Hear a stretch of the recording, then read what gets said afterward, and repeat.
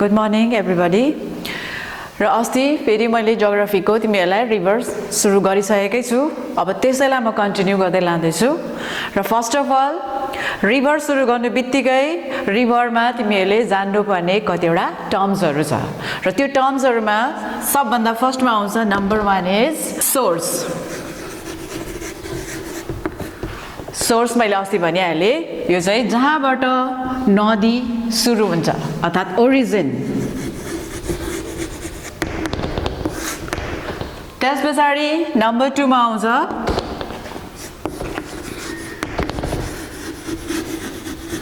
Tributary.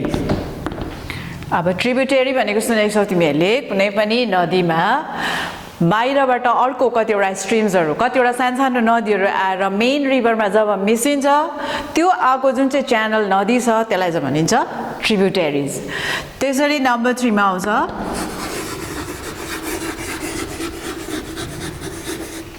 कन्फ्लुएन्स अर्थात जहाँ चाहिँ आएर दुईटा नदी भेट हुन्छ. बुझेन र त्यसलाई चाहिँ भनिन्छ कन्फ्लुएन्स. त्यसरी नम्बर 4 मा आउँछ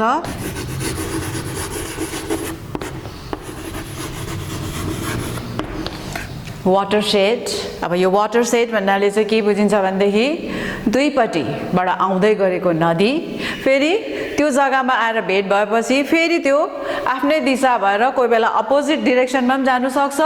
र प्राय चाहिँ आफ्नै फ्लोमा सर्टेन लेभलमा आएर भेट भएपछि फेरि आफ्नै फ्लोमा जुन चाहिँ बग्छ त्यसलाई भनिन्छ वाटरसेड.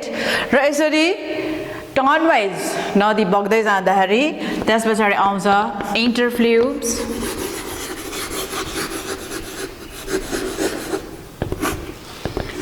र यो टर्म्सहरु चाहिँ तिमीहरुले सबै कन्टिन्यू लेख्दै राख्नु. नम्बर 7 मा आयो रिभर बेसिन. र यस्तै अझै कतिवटा कन्टिन्यू छ एक्सेट्रा. यो चाहिँ तिमीहरुलाई म यति चाहिँ बताइदिराख्छु. र यो टर्म्सहरु चाहिँ तिमीहरुले रिभर पढ्नु थालेपछि यो टर्म्सहरु चाहिँ तिमीहरुलाई याद हुनु पर्यो किनभने यो टर्म्सहरु चाहिँ तिमीहरुकोमा कन्टिन्यू आउँदै जान्छ. सोर्स के हो, त्यसपछि ट्रिब्युटरी के हो र एन्ड पनि मैले तिमीहरुलाई बताइदिएको थिएँ. एक्सेट्रामा गएपछि एन्डमा तिमीहरुलाई थाहा छँदैछ प्राय जति पनि नदीहरु छ त्यो सबै नदीहरु गएर कहाँ मिसिन्छ समुद्रमा मिसिन्छ. र त्यो समुद्रमा मिसिनु जब एन्डमा आउँछ त्यो एन्डलाई चाहिँ के भनिन्छ माउथ भनेर. र त्यो मैले अस्ति नै तिमीहरुलाई स्टार्ट गरिसकेको छु. र त्यहाँसम्म चाहिँ भयो तिमीहरुको यो कतिवटा टर्म्सहरु मात्रै हो. यो चाहिँ terms to know about river.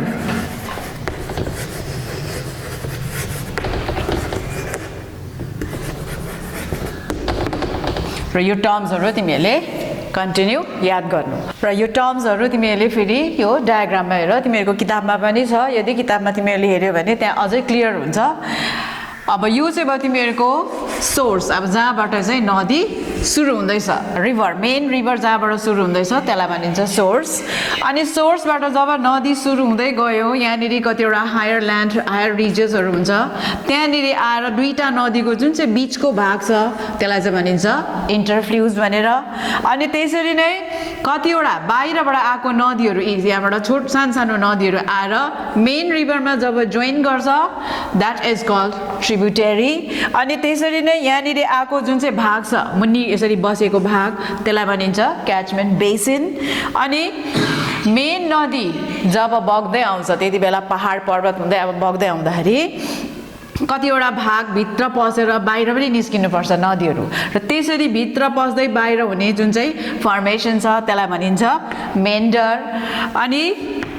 Sometimes यसरी बग्दै जाँदा नदीबाट कतिपय ठाउँहरुमा ढुङ्गा माटो बेसी अब डिपोजिट हुँदै गएर त्यो जग्गाबाट नदी फेरि आफै डाइभर्ट भएर पनि जान्छ. र त्यो डाइभर्सन जुन चाहिँ छ त्यति बेला डाइभर्ट भएको जति पनि नदीहरु छ त्यसलाई चाहिँ भनिन्छ डिस्ट्रिब्युटरी. ट्रिब्युटरी चाहिँ आएर जोइन गर्ने हो. डिस्ट्रिब्युटरी चाहिँ त्यहाँबाट छुट्टिने जति पनि छुट्टेर गएको हुन्छ त्यसलाई चाहिँ भनिन्छ डिस्ट्रिब्युटरी. यो चाहिँ राम्रो क्लियर बुझ्नु. पहिला पनि नानीहरु कन्फ्युज भएको छ. ट्रिब्युटरी र डिस्ट्रिब्युटरी चाहिँ ट्रिब्युटरीकै प्रशाखा हो भनेर. एक्चुअली मेन रिभरबाट जब छुट्टिन्छ त्यसलाई चाहिँ डिस्ट्रिब्युटरी हो. मेन रिभरमा आएर जुन चाहिँ नदीहरु मसिनो स्ट्रिम्सहरु अर्थात नदीहरु मिसिन्छ त्यसलाई चाहिँ भनिन्छ ट्रिब्युटरी. अनि लास्टमा गएर मेन नदीमा मैले अघि नै भनेको थिएँ माउथ मेन समुद्रमा मिसिनुभन्दा अगाडि जुन चाहिँ नदीहरूले बगाएर ल्याएर थुप्रै यहाँनिर शाखा यसरी छुट्टिएको हुन्छ डिस्ट्रिब्युटरिजहरू यति बेला यो ठाउँमा मसिनो क्र्याक्सहरू भएकोमा पानी पसेर मसिनो लेक्सहरू जस्तो पनि बनेको हुन्छ त्यसलाई भनिन्छ एस्टुअरी अनि यसरी जुन चाहिँ फैलिएर गएको जुन चाहिँ नदीको शेप छ यो चाहिँ ट्रायङ्गुलर फ्यान शेपको भएकोले गर्दाखेरि यसैलाई चाहिँ नाम दिएको के भनेर डेल्टा अनि त्यहाँबाट गएर चाहिँ लास्टमा कहाँ मिसिन्छ समुद्रमा जो चाहिँ एन्ड हो त्यसलाई चाहिँ भनिन्छ माउथ र यहाँसम्म चाहिँ त्यो डायग्राम अनुसार तिमीहरूले बुझ्यौ सोर्स टु माउथ रिभरको यो कतिवटा टर्म्सहरू चाहिँ तिमीहरूले जान्नु पर्यो रिभरको वर्क अस्ति मैले अलिकति इन्ट्रोडक्सन दिइसकेको थिएँ एन्ड रिजल्टिङ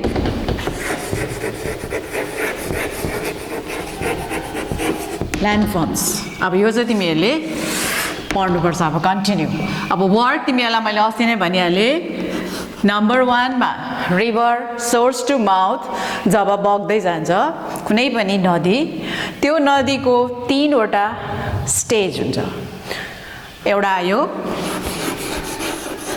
अप्पर स्टेज अर्थात् अप्पर कोर्स सेकेन्डमा आयो मिडल कोर्स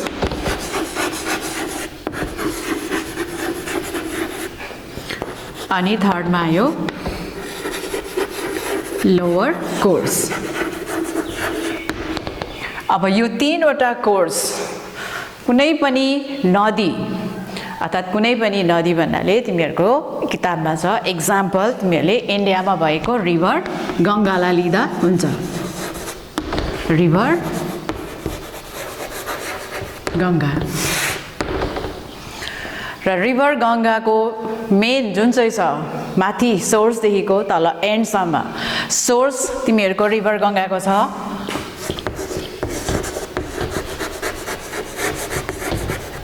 गौमुख अर्थात् गङ्गोत्री ग्लेसियर र त्यहाँबाट सोर्सबाट सुरु भएपछि गङ्गा नदी बग्दै बग्दै आएर हरिद्वारसम्म आइपुग्छ फर्स्ट स्टेज फर्स्ट कोर्स यो चाहिँ माउन्टेन कोर्स हो यो चाहिँ आइपुग्छ हरिद्वारसम्म सोर्सदेखिको फर्स्ट स्टेज त्यस पछाडि मिडल कोर्स अब यो चाहिँ भयो माउन्टेन कोर्स माउन्टेन रिजनमा बग्ने हुनाले यो चाहिँ माउन्टेन स्टेज अब माउन्टेन स्टेजमा रिभर गङ्गाको त्यस पछाडि सेकेन्डमा मिडल कोर्स यो चाहिँ पर्यो टोटली प्लेन आइपुग्छ र प्लेन भन्नाले हरिद्वारदेखिको हरिद्वार टु राजमहल हिल अब उहिले चाहिँ बिहार भनिन्थ्यो अहिले चाहिँ इन झारखण्ड यो चाहिँ छ झारखण्डमा सेकेन्ड स्टेज हो यो चाहिँ गङ्गा नदीको अब यहाँ हेर्दै जाऊ है कोर्स अनुसार हरिद्वारसम्म आयो सोर्सदेखिको रिभर माथि Gangotri glacier to Haridwar mountain stage अनि प्लेन स्टेज जुन चाहिँ छ मिडल स्टेज त्यो चाहिँ भयो Haridwar to Rajmahal hill in Jharkhand अनि थर्डमा चाहिँ आउँछ Rajmahal hill to bay of Bengal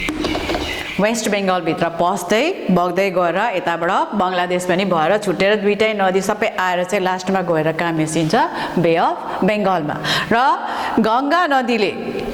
यो तीनैवटा कोर्स क्रस गरेर गएकोले गर्दाखेरि गङ्गा नदी मात्र होइन कुनै पनि अरू नदी जुन चाहिँ नदीले चाहिँ यो तीनैवटा कोर्सहरू क्रस गरेर जान्छ त्यस्तो नदीहरूलाई अर्थात् रिभर गङ्गालाई चाहिँ हामीले के मान्नु पर्यो आइडियल रिभर यो पनि एउटा आउँछ क्वेसन कोही बेला why river Ganga is called an ideal river भनेर र आइडियल रिभर भनेको कारण चाहिँ के रहेछ यसले नदीमा हुनुपर्ने तीनैवटा कोर्स तीनैवटा क्यारेक्टर कहाँदेखि कहाँसम्म बगेको छ त्यो जम्मै तिमीहरूलाई क्लियर किताबमा पनि देखाइदिएको छ र आइडियल रिभर भनेको बुझ्यौ तीनैवटा कोर्स क्रस गरेर गएको अब तिमीहरूले खास गर्नुपर्ने चाहिँ छ वर्क अब रिभरको वर्क तिमीहरूलाई मैले अस्ति पनि भनिहालेँ तीनवटा नम्बर 1 मा आउँछ फर्स्ट स्टेजमा जुन चाहिँ काम गर्छ त्यो चाहिँ भयो इरोजन सेकेन्डमा आयो ट्रान्सपोर्टेसन अनि थर्डमा आयो डिपोजिसन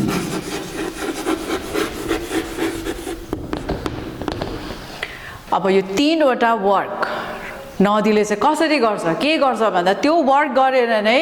त्यसको रिजल्टिङ ल्यान्ड फर्म्सहरू पनि बनिँदै गएको अब फर्स्टमा आयो तिमीहरूले पढ्नुपर्ने इरोजन र इरोजन भन्नु बित्तिकै इरोड हुने भत्किने धस्किने जुन चाहिँ काम छ त्यसलाई चाहिँ भनिन्छ इरोजन र इरोजनमा जुन प्रकारले काम गर्छ जुन प्रकारको कन्डिसन छ त्यो चाहिँ के छ भन्दाखेरि यसको 4 प्रकारले इरोड चाहिँ 4 प्रकारले गरिन्छ अकर्डिङ टु अब रिभरको कन्डिसन हेरेर 4 प्रकारले गरिन्छ फर्स्टमा आउँछ नम्बर ए इज सल्युसन अर्थात् जब नदी सुरु हुन्छ त्यति बेला छेउछाउमा भएको जमिनमा यदि कतिपय भागहरूमा लाइमस्टोनहरू बेसी हुन्छ र लाइमस्टोन नेचुरली पानीमा के हुन्छ डिजल्भ हुन्छ र त्यो डिजल्भ हुनु नै सल्युसन भएपछि नेचुरली त्यो छेउछाउको जति पनि लाइमस्टोन एरियाहरू छ अब कतिवटा सल्युबल हुने कुरोहरू छ त्यो जम्मै के भएर जान्छ पानी भएर बग्नु थाल्छ that is called solution first number 1 चाहिँ नम्बर बी मा आयो हाइड्रोलिक एक्सन अब हाइड्रोलिक एक्सन भन्नाले माथिबाट अब बग्दै आउँदैछ नदी प्राय अब अप्पर मतलब स्लोपी एरियामै हुन्छ त्यसले गर्दा फोर्स बेसी नै हुन्छ र हाइड्रोलिक एक्सन चाहिँ के हो भन्दाखेरि त्यो बग्दै आउँदै गरेको जति पनि पेबल्सहरू छ मसिनो मसिनो ढुङ्गादेखि लिएर छेउछेउमा भएको जति पनि मसिनो मसिनो ढुङ्गाहरूदेखि लिएर बोल्डर्सहरूदेखि लिएर यो जम्मै पानीले एकअर्कालाई ठोक्काउँदै के गर्नु थाल्छ पानीको फोर्सले त्यसलाई बगाउनु थाल्छ त्यसलाई चाहिँ भनिन्छ हाइड्रोलिक एक्सन अनि त्यस पछाडि आउँछ फेरि नम्बर 3 मा कोरोसन अर त्यसलाई एब्रेसन पनि भनिन्छ अब त्यो ठुल्ठुलो पेबल्सहरू ढुङ्गाहरू जब बगेर आउँदैछ भनेदेखि त्यसले त्यो छेउछाउको फेरि जति पनि वालमा भएको त्यो छेउछाउको भागमा भएको ढुङ्गा माटोलाई आफैसित के गर्दै लान्छ अरे त्यसले सोरिएर लाने काम गर्छ र कोरेसन पनि 2 प्रकारको हुन्छ एउटा होराइजन्टल हुन्छ एउटा भर्टिकल हुन्छ यो कोरेसन यो जुन चाहिँ भत्काउने काम चाहिँ एउटा साइडको पनि हुन्छ एउटा मुनि खोदालेर लाने काम पनि गर्छ जमिनलाई भित्रभित्रै खोदालेर पानीले बगाउने काम पनि गर्छ त्यसलाई चाहिँ भनिन्छ कोरोसन अर एब्रेसन अनि लास्टमा आयो एट्रिसन अब एट्रिसनमा चाहिँ के काम गर्छ भन्दाखेरि यो जम्मै ल्याएर जुन चाहिँ बगाएर ल्याउँदैछ त्यो जम्मै ल्याउँदै गरेको भागमा चाहिँ कतिपय भाग चाहिँ कतिवटा ढुङ्गा माटो चाहिँ एकदमै धुलो भएर जान्छ अरे ग्राइन्ड हुँदै जान्छ र त्यो ग्राइन्ड गर्ने कामलाई चाहिँ भनिन्छ एट्रिसन र यो 4वटा चाहिँ भयो 4 टाइप्स अफ इरोजन इरोड गर्दाखेरि चाहिँ कसरी चाहिँ इरोड गरेर पानीले लान्छ भन्दाखेरि एउटा चाहिँ बुझिहाल्यो सल्युसन अर्को भयो हाइड्रोलिक एक्सन नम्बर 3 मा आयो कोरोसन अर एब्रेसन अनि नम्बर डी मा आयो एट्रिसन अब नेक्स्ट वर्क आयो तिमीहरूको ट्रान्सपोर्टेसन अब ट्रान्सपोर्टेसन चाहिँ के छ भन्दाखेरि इट डिपेन्ड्स अन नदीको क्यापेसिटी कति छ अर्थात् यसको भोल्युम कति छ त्यो हेरेर मात्रै यसले पनि ट्रान्सपोर्ट गर्ने काम गर्छ बुझेपछि हैन कुनै पनि नदीको जुन चाहिँ माथिको अप्पर स्टेजबाट आउँदाखेरिको जुन चाहिँ पानीको मात्रा छ त्यो त्यसको क्यापेसिटी अनि त्यही अनुसार नै एक ठाउँदेखि अर्को ठाउँमा सोरेर लाने काम गर्छ र यसमा पनि प्रोसेसहरू छ नम्बर 1 मा आउँछ सेम त्यो सल्युबल मटेरियलहरू त्यति बेला अब त्यहाँ पनि त्यो जग्गामा पनि भेटाउँछ र त्यो सल्युबल मटेरियलहरूलाई आफ्नो पानीमा डिजल्भ गराएर जुन चाहिँ बगाउने काम गर्छ अर्थात् त्यसलाई चाहिँ भनिन्छ सल्युसन अब सल्युसनमै आयो त्यो पनि अब बग्दै गयो एक ठाउँदेखि अर्को ठाउँमा सोरिएर जान्छ त्यसपछि नेक्स्टमा आउँछ नम्बर बी मा सस्पेन्सन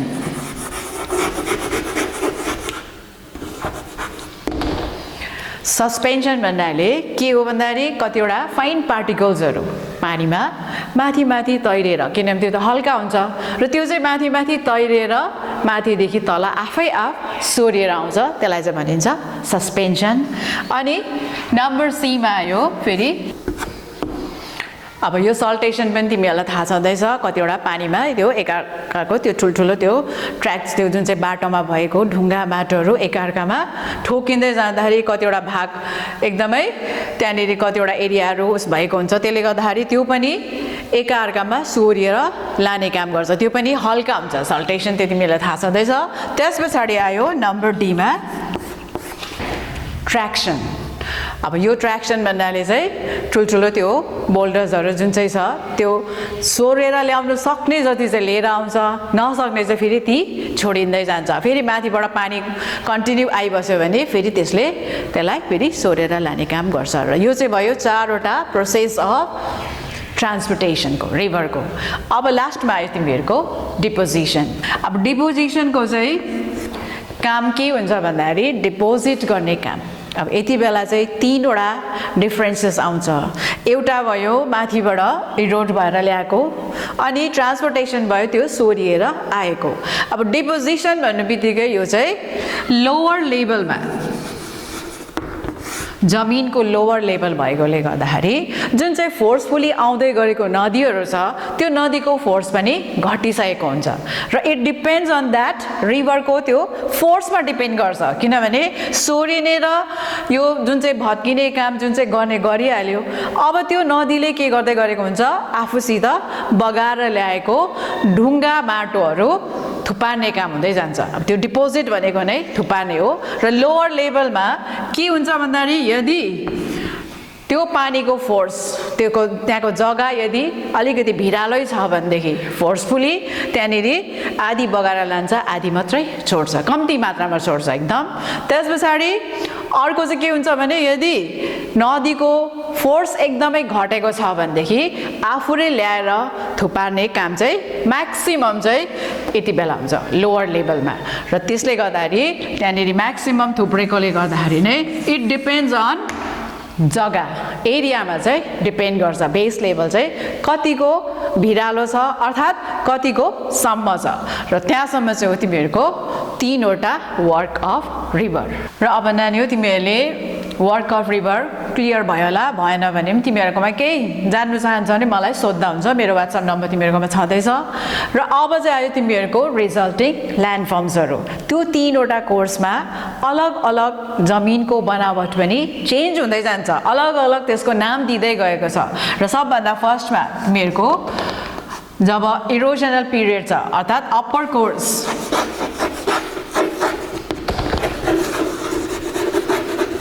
अप्पर कोर्स जहाँ चाहिँ वर्क पनि के हुन्छ इरोड हुने काम हुन्छ यति बेला बनाउने जमिनहरूको फिचर्सहरू जमिन अनुसार नै अलग अलग नाम दिएको छ जस्तै ल्यान्ड फर्म्समा आउँछ नम्बर ए मा नै आयो भी शेप्ड भ्याली र भी शेप्ड भ्याली भन्नु बित्तिकै इरोड हुँदै गरेको बेलाको सबभन्दा फर्स्ट स्टेजमा हो त्यति बेला माउन्टेन स्टेजमा हुन्छ र त्यसले गर्दाखेरि जुन प्रकारले नदी सुरु हुँदैछ अब यहाँनिर जुन चाहिँ सुरु हुँदैछ यति बेलाको जुन चाहिँ यो पोजिसन छ यो पानी बग्दै गएर जमिन भित्रभित्रै खोदाल्दै गएर जमिनको सेप नै कस्तो बनाइदिन्छ अरे भी लेटर भी जस्तो बनाएकोले गर्दाखेरि चाहिँ त्यसलाई नाम दिएको भी शेप्ड भ्याली यो चाहिँ भयो सबभन्दा अप्पर कोर्समा फर्स्टमा बनिएको जमिन त्यसरी नै अर्को फेरि जमिन बनिँदै जान्छ भी शेप्ड भ्यालीदेखिको कतिवटा भी शेप्ड भ्याली मात्रै नभएर कतिवटा भित्र नखोदिएर हल्का कोही चाहिँ एकदम पोइन्टेड भएर पनि गएको हुन्छ त्यति बेला आई शेप्ड भ्याली पनि बनिन्छ भी मात्रै नभएर आई शेप्ड भ्याली पनि बनिन्छ यो फर्स्टको ल्यान्ड फर्म फिचर्सहरू ल्यान्ड फर्म रिजल्टेन्ट ल्यान्ड फर्म्सहरू नदीको वर्क इरोजनल वर्कमा बनेको जमिनको बनावट अनुसार नाम पाएको। त्यस पछाडि आउँछ नम्बर सी मा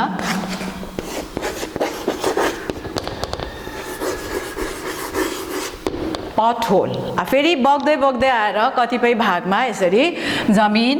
कस्तो शेपमा आउँछ अरे, भाडा जस्तो शेप पनि आउँछ अरे। अब यहाँबाट बगेर यसरी निस्किँदै गएपछि पटको शेपमा आउने हुनाले फेरि त्यसलाई के नाम दिएको छ अरे, पट होल भनेर। बुझ्यो? यो पनि भयो अर्को ल्यान्डफर्म फिचर्स। र त्यसरी नै फेरि अर्को बनिन्छ गर्ज। गर्ज पनि त्यसरी नै अब थुप्रै बनिँदै जान्छ, रिजेसहरू बनिँदै जान्छ, एकाअर्कालाई खोदालेर भत्काउँदै लान्छ। र यो चाहिँ तिमीहरूले डिटेलमा तिमीहरूलाई म यहाँ ब्रिफमा मात्रै दिँदैछु, यो तिमीहरूले किताबमा यसको थरो पढेर जानु, किनभने यो